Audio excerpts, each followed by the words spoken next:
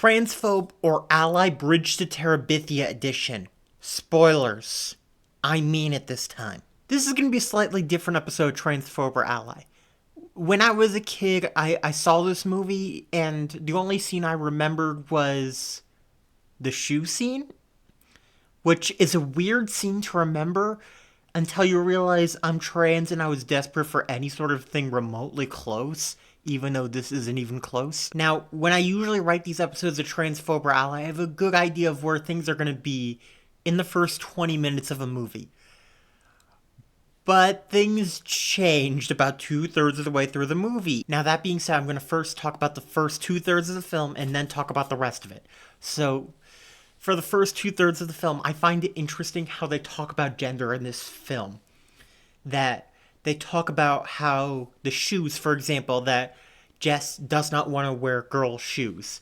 Plus, there's also the significance of you run like a girl, stuff like that. You're good for a boy. They say stuff like that. And then there's a whole subplot about bathrooms and accessibility of bathrooms. And I think that's a very interesting perspective to bring to a children's film. And that made me think, yeah, Jess and Leslie are probably trans. That makes some sense. And that their gender bickering is actually gender affirming to them, which makes a whole lot more sense. And that Jess's parents want to be supportive, but they also don't have a lot of money to get him a lot of boy stuff, which is unfortunately true. Like, he can get away with, like, wearing bigger clothing, but you can't really get away with wearing big shoes. And as an atheist, I also really liked the discussion of how they brought that into this film. It was quite refreshing to see that even being discussed in a children's film. But holy that ending.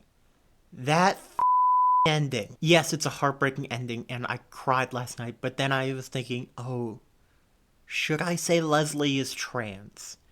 And then I thought about it a bit more, because the problem with doing that is that there's the element of bury your gays. And for those who don't know, it's a generalized trope in fiction where queer characters are unalived by something. And I didn't know if I wanted to do that. But then I thought about it and I'm thinking, part of the message of the film was to understand that losing someone can happen at any time. And to value that. And to value people around you. Part of the message of the film was to value the people around you because you don't know if they're going to lose their life. And unfortunately for a lot of us in the trans community, that is a real reality we live with. Due to the violence in our society against us and healthcare issues we face, this is a real problem we face. And a lot of trans people are gone too soon. And I guess that's just where I wanted to leave it on. I didn't think I could do a traditional transphobe or ally on this one because it was very heartbreaking. Thank you. I'll see you tomorrow.